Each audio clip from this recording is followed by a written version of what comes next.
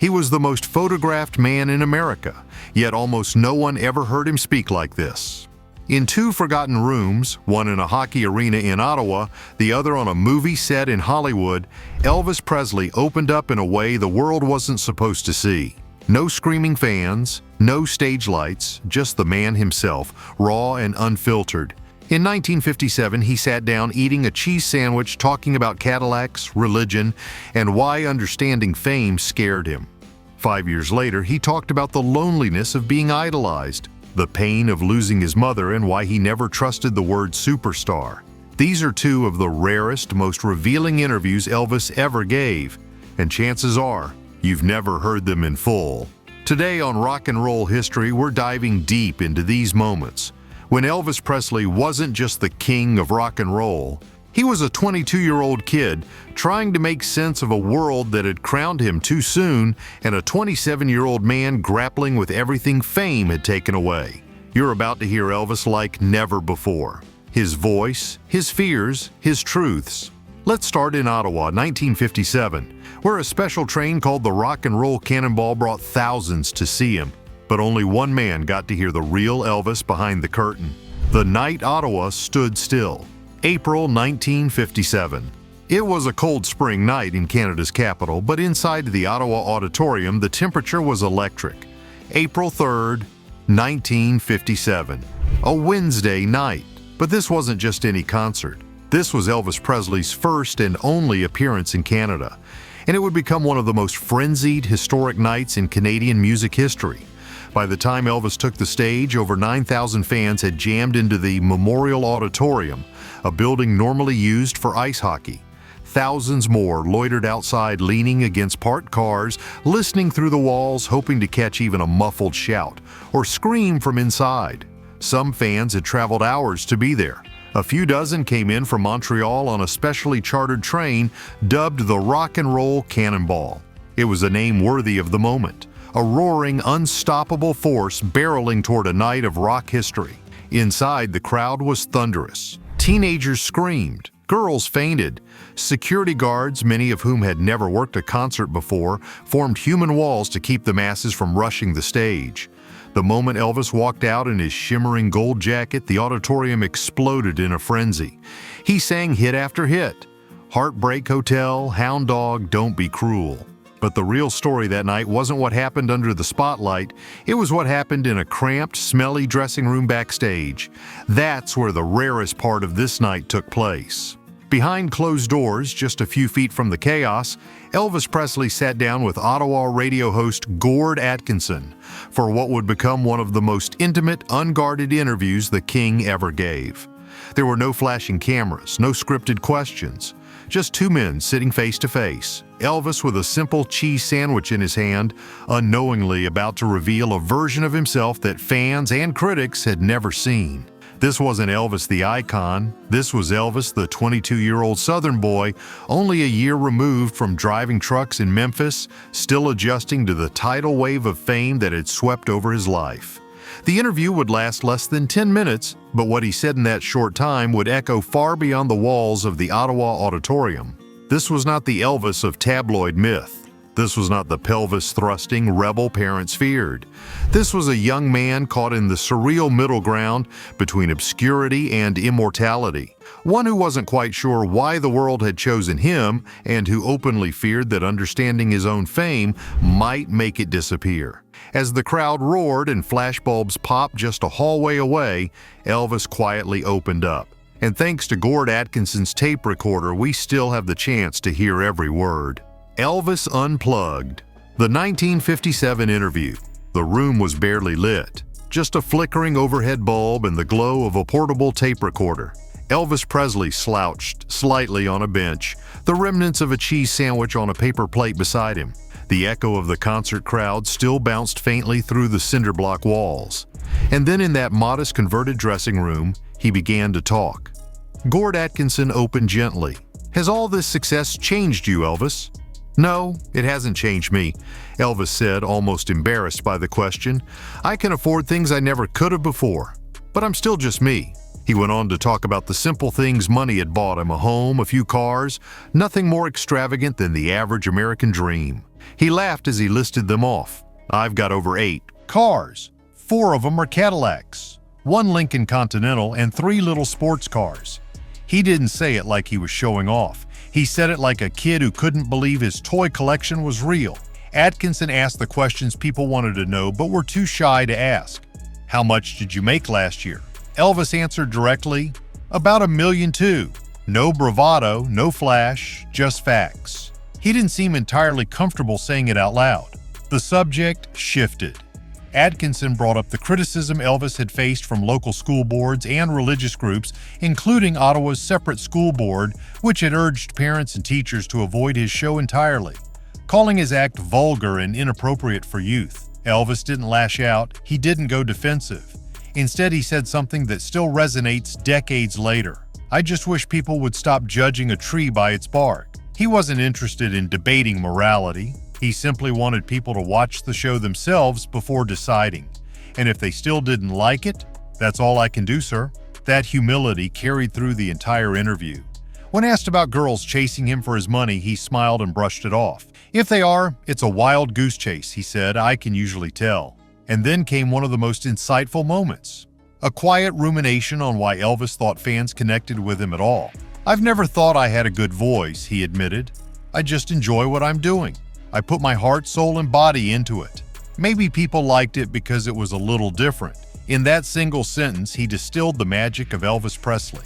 It wasn't perfection that made him a star, it was authenticity.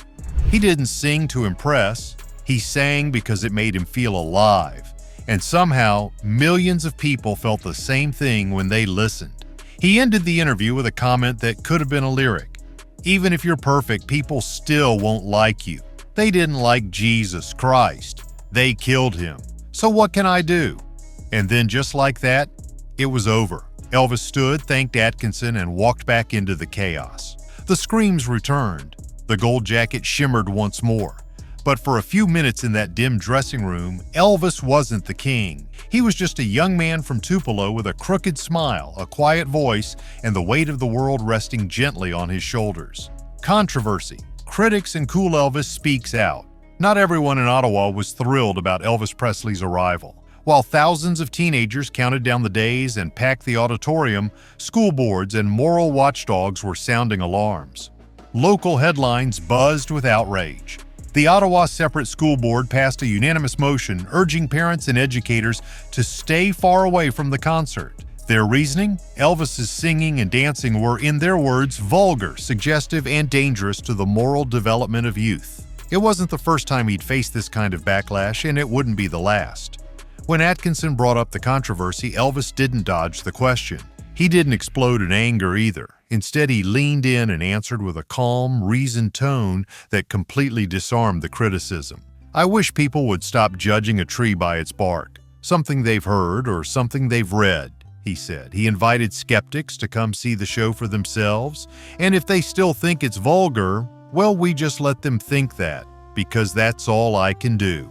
He didn't argue. He didn't apologize. He just stood by the fact that what he was doing wasn't obscene, it was entertaining. And to Elvis, that distinction mattered. He continued, "I certainly don't mean to be vulgar or suggestive. I don't think I am. That's just my way of expressing songs. You have to put on a show for people. You can't stand there like a statue." These weren't the words of a rebellious provocateur trying to stir the pot. These were the words of a young performer trying to bridge the gap between generations, between the kids who loved him and the adults who feared him. And then came an even deeper take, his view on teenagers themselves. "No, teenagers haven't lost their morals," he said. "They're just growing up and having a good time. And nobody's going to stop that." It was a powerful moment. A 22-year-old standing in defense of an entire generation. He wasn't just defending rock and roll.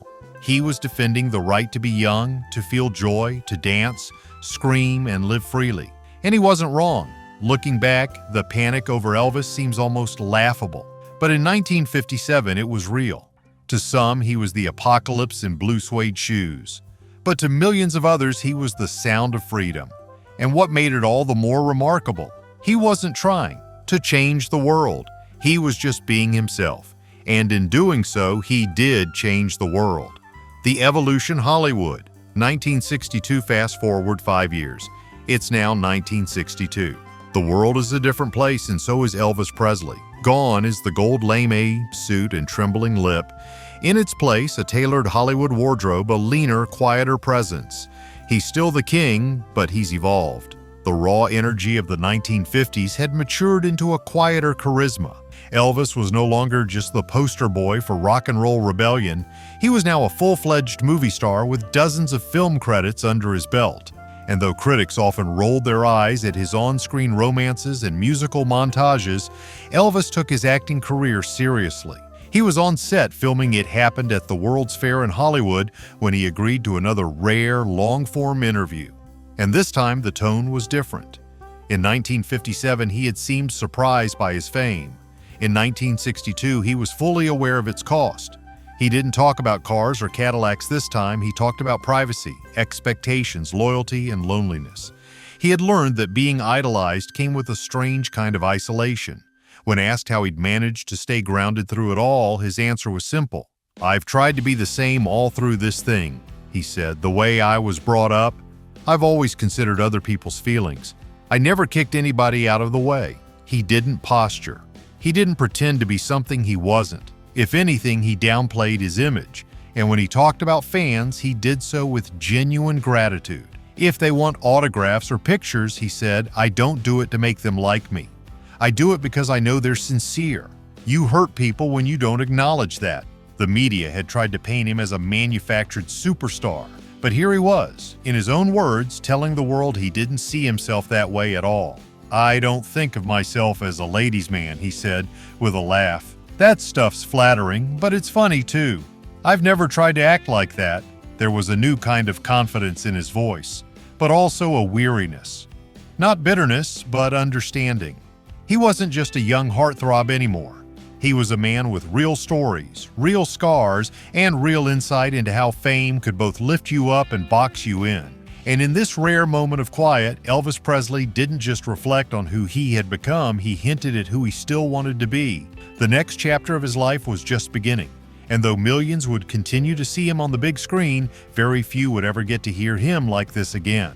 The Philosopher King, the 1962 interview. As the 1960s rolled on, Elvis Presley found himself not just navigating a career, but building a philosophy. The 1962 interview captured on the set of It Happened at the World's Fair was unlike any other. Gone were the simple questions about his favorite car or next big hit. Instead, the conversation turned inward. This wasn't a press junket. It was a window into a man who had been deconstructed and reassembled by fame, trying to hold on to his core. When asked if his public image was intentional, if he'd consciously tried to clean up his act, he didn't hesitate. "I've tried to be the same all through this thing," he said. "The way I was raised, I just try to treat people the way I'd want to be treated." This wasn't a media-trained answer. It was something deeper. You could hear in his voice that he truly wrestled with what it meant to be Elvis Presley in the public eye.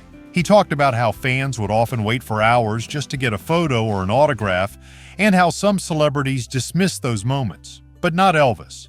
"If you don't take the time to give people those things," he said, "they don't understand. You make an enemy for no reason." His worldview had matured into something uniquely gracious, a code of honor grounded in respect, humility, and emotional intelligence. And yet, despite the calm exterior, there were cracks. When asked about the pressure, the expectations, the constant spotlight, his response was raw. "Once you get involved in this business, your life is public. People are going to want to know where you are, what you eat, what you wear.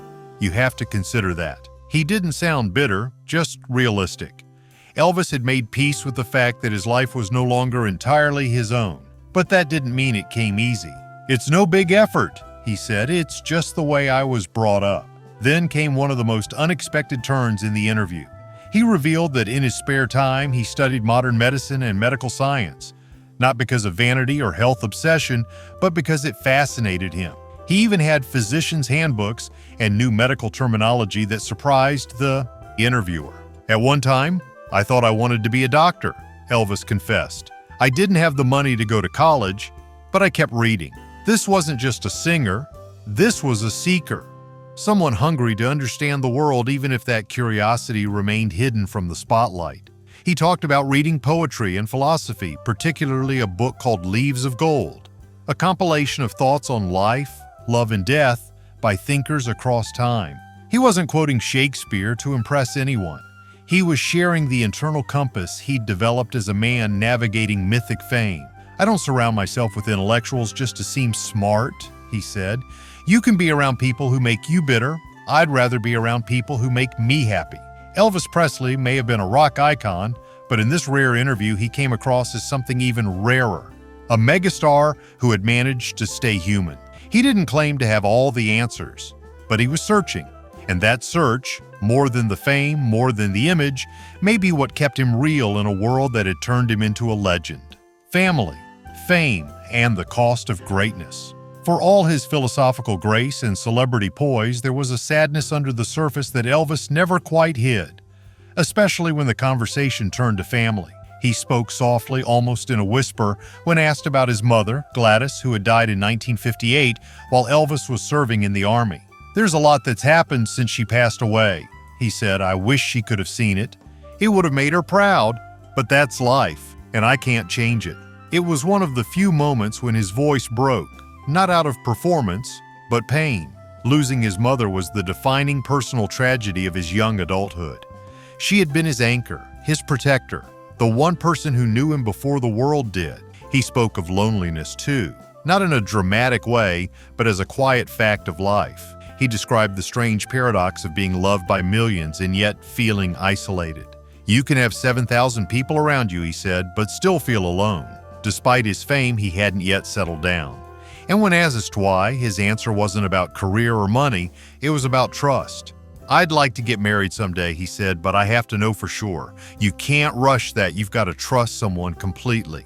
It was a surprisingly vulnerable moment. Elvis Presley, the most desired man on the planet, admitting he was still waiting to find someone real.